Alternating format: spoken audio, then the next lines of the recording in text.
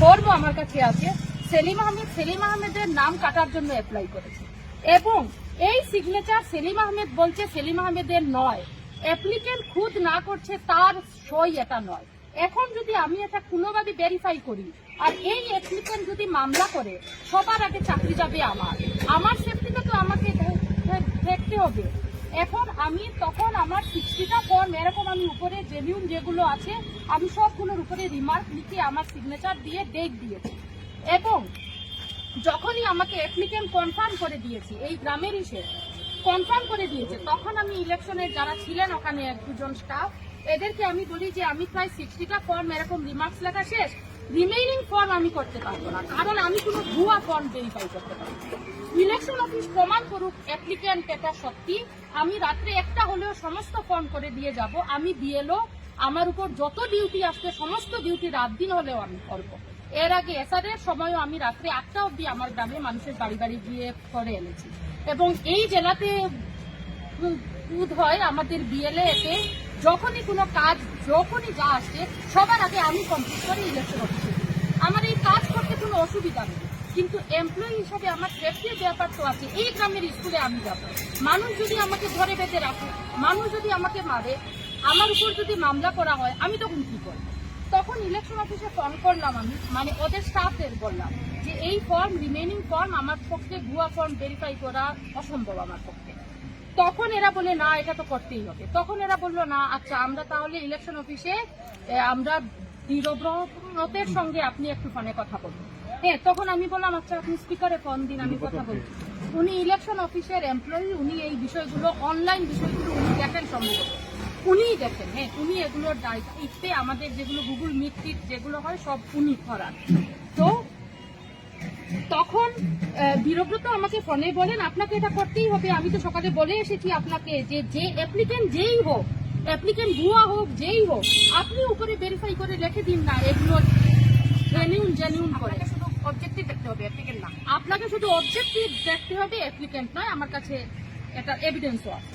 তো এরপরে আমি উঠে বললাম যে কি করে করব, অ্যাপ্লিকেন্ট খুদ না করছে, কালকে যদি অ্যাপ্লিকেন্ট মামলা করে আমি বিএলও হিসাবে আমার সই থাকছে এখানে, অনলাইন করলে আমি আমার বিএলও এর থেকে আমি করছি, তো তখন তারা কোনো অবস্থায় ইয়ে করে না। তো তখন আমি বলেছি যে আমার পক্ষে অসম্ভব, আমি একটাও ভুয়া ফর্ম আমি ভেরিফাই করবো না। আপনারা আগে প্রমাণ করুন এটা সেলিম আহমেদই অ্যাপ্লাই করেছে, রাত্রে একটা হলেও আমি সারা রাত্রে অফিসে বসে এগুলো করে দিয়ে যাব।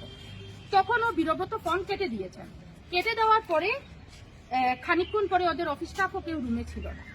এরপর খানিকক্ষণ পরে অফিস স্টাফ এসে বলেন আপনারা এগুলো যা হয়েছে আমাদেরকে জমা দিয়ে এগুলো করতে হবে না, আর রিমেইনিং গুলো করতে হবে না, আমাদেরকে জমা দিয়ে দিন। হ্যাঁ, তখন আমরা উঠে বললাম না আপনাদের হাতে তো আমরা জমা দেবো না, আপনাদের হাতে জমা দিলে এভিডেন্স কই আমাদের, আমরা যে জমা দিয়েছি আমাদের উপর আপনারা অ্যাকশন এনে নেবেন। তো এই জন্য আমরা এটা ইলেকশন অফিসে গিয়ে আমরা জমা দেবো, ইলেকশন অফিসের অথরিটির কাছে আমাদের বিষয়গুলো বলে। এবং 2 নম্বর আরেকটা বিষয় হলো আমরা মহিলা এমপ্লয়ি, মহিলাদের শারীরিক হাজার রকমের সমস্যা থাকে। সকাল থেকে আমাদের জেলা গ্রন্থাগারের একটা রুমে কোনো টেবিল নেই, চেয়ারের মধ্যে কুকুরে বসে এতগুলো ফর্মের সঙ্গে মিলানোর জন্য ফাইল সঙ্গে statement, date list, shifted list সব চেয়ারের উপরে রেখে বসে উবু হয়ে আমরা সকাল থেকে 11টার সময় আমরা উঠেছি, 11টার সময় আমরা এসেছি জেলা গ্রন্থাগারে। আর এখন হলো গিয়ে আপনারা এখন এত সময় ধরে একটা ফোঁটা জল না, একটা ফোঁটা চা না, আমরা যে এই কাগজগুলো রেখে বেরিয়ে গিয়ে একটা চা খাবো সেই সুযোগও আমরা নেই। তো এটাই অনুরোধ ইলেকশন কমিশনের কাছে যে তাদের যে এমপ্লয়িরা আছে, যে ফিল্ড লেভেল ওয়ার্কার বিএলওরা আছে, এরা এদের স্কুল ডিউটি ছেড়ে অনেক সমস্যা করে এইগুলো কাজ করছে, অন্তত এদের একটা হেলদি ওয়ার্ক এনভায়রনমেন্ট হোক দেওয়া। যে আজকে যদি একটা চেয়ার টেবিল থাকতো আমাদের হয়তো শারীরিকভাবে এই অসুবিধাগুলো হতো না। আজকে যদি এইরকম ভুয়া অ্যাপ্লিকেশন ফর্ম অ্যাপ্লিকেন্ট না করছে তাহলে তো ভুয়াই এটা। এগুলো যদি আমাদের কাছে না আসে, আমরা যদি ভেরিফাই না করি, আমাদের লাইফ রিস্কও আসে না। একটা ডিপার্টমেন্টের এমপ্লয়ীদের সুরক্ষা ডিপার্টমেন্ট দেখবে, এমপ্লয়ীদের ফিজিক্যাল হ্যারাসমেন্ট হোক আর তার যে কোনো রকমের সেফটি সেই ডিপার্টমেন্ট দেখবে। এখন আমরা যে ডিপার্টমেন্টের হয়ে কাজ করছি সেই রাত দিন এক করে আমরা গ্রামে, আমাদের সকলেরই শহরে ঘর, অথচ আমাদের স্কুল গ্রামে, সেই গ্রামের স্কুলে আমাদের স্কুলের বিএলও আমরা এলাকা।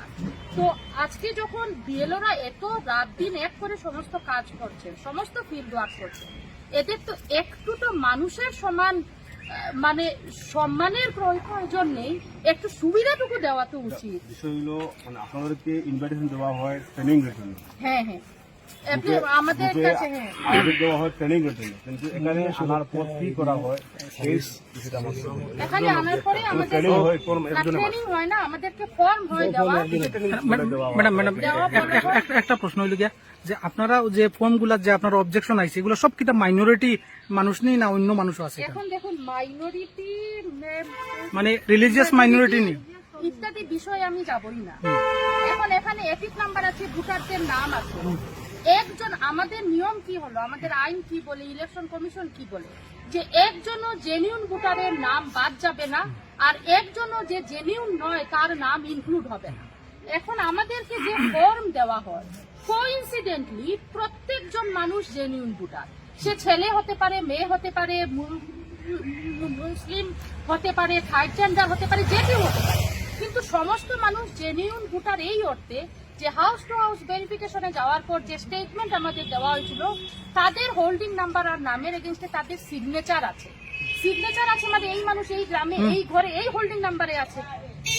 তো এইগুলো আমাদেরকে জেনিউন ভোটারদের কিছু দিয়ে বলা হয়। প্রথমে বলা হয়েছিল গতকালকে অবধি এগুলো সব ফর্ম 7 অ্যাপ্লাই করে দিতে, যে কোনো কিছু ফর্ম 7 অ্যাপ্লাই হলেই এগুলোর যে নাম কেটে যাবে এরকম কোনো ব্যাপার নয়, এগুলোর হিয়ারিং হবে, আপনারা ফর্ম 7 অ্যাপ্লাই করে দিন। আপনাদের হাতে যে যেগুলো ফর্ম রয়েছে এক সম্প্রদায়ের মানুষের না অন্যান্য সম্প্রদায়ের মানুষের রয়েছে। এখানে এখন দেখা যাচ্ছে তো সেলিম আহমেদ অবজেকশন দিয়েছে, যে এই কমপ্লেনটা করেছে, আর যার নামে কমপ্লেন দিয়েছে এরকম লিপি চৌধুরী, আহমেদ হাসান, আব্দুল কাইয়ুম, হ্যাঁ, এবং ওর নামেও দিয়েছে, সব নামই এরকম। আচ্ছা, এবং যে ম্যাডাম সেও সেলিম আহমেদ।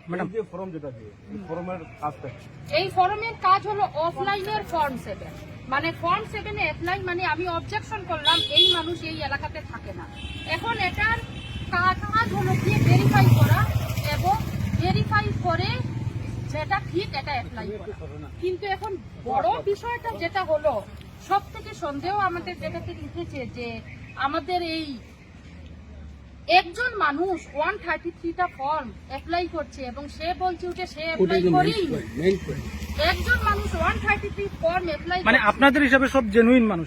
মানে আমাদের হিসাবে নয়, অ্যাকর্ডিং টু কাগজ, অ্যাকর্ডিং টু ইলেকশন কমিশনের 2002 এর লিস্ট, সমস্ত লিস্ট, খসড়া লিস্ট, এবং হাউস টু হাউস ভেরিফিকেশনের সময়ে যে স্টেটমেন্ট আমাদেরকে দেওয়া হয়েছিল, যেখানে মানুষের সিগনেচার আমরা এনেছি, সেখানেও মানুষের সই দেওয়া। যারা মৃত ওদের আন্ডারে, সাপোজ ধরুন আমার বাবা মৃত, এখন আমার ঘরে বিয়লে আসার পর আমার বাবার নাম কাটানোর পর মৃত এখানে লেখা হয়েছে, এবং এটা মৃত আইডেন্টিফাই করে আমি এখানে সিগনেচার দিয়েছি। শিফটেড যারা বিয়ের করে চলে গেছে হাজবেন্ডের বাড়িতে, এরকম আচ্ছা ম্যাডাম, ফর্মের মধ্যে আপনার কমপ্লেইনার একজন নাকি? কমপ্লেইনার একজন। ওই এই কোশ্চেনটা তো ম্যাডাম কমপ্লেইনার বলছে সে কমপ্লেইন করেনি, এখন এ বলছে মামলা করে। ম্যাডাম গতকালকে বিভিন্ন পলিটিক্যাল পার্টি ডিসি মহোদয়ের কাছে এই বস্তুটার উপরে নিয়ে প্রশ্ন উঠাইছে। তাই কোশ্চেন যে এই কথাটা এই ধরনের বুয়া, যদি কোনো বিএলও এই ধরনের প্রমাণ সহ দিতে পারো তাহলে তাই অন স্পট অ্যাকশন লইবা ডিসি মহোদয়। আজকে আমরা এক মিনিট আমার ভোটারের দায়িত্ব আমার, কারণ আমি এদের বাড়ি বাড়ি গিয়ে হাউস টু হাউস ভেরিফিকেশন করতে এসেছি।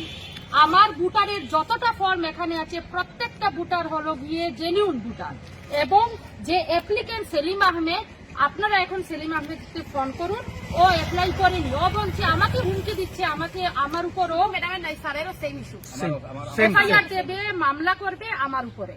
হ্যাঁ, তখন আমি একজন এমপ্লয়ি হিসাবে কি করবো আমি? ম্যাডাম আরেকটা কথা হইল এখানে বর্তমান ইলেকশন কমিশনার এখানে আসুন ডিসি অফিসে, তাহলে আমরা চাইমু যে আপনারা যদি হয় তাহলে আপনারা ইলেকশন কমিশনার আসুন আর ডেপুটি কমিশনার আসুন, আপনারা এখানে গিয়ে এভিডেন্স সহ দিয়া দিন, এখন দিয়া দেন। এখন বর্তমান ইলেকশন কমিশনার আসুন, কেন শুনবে না?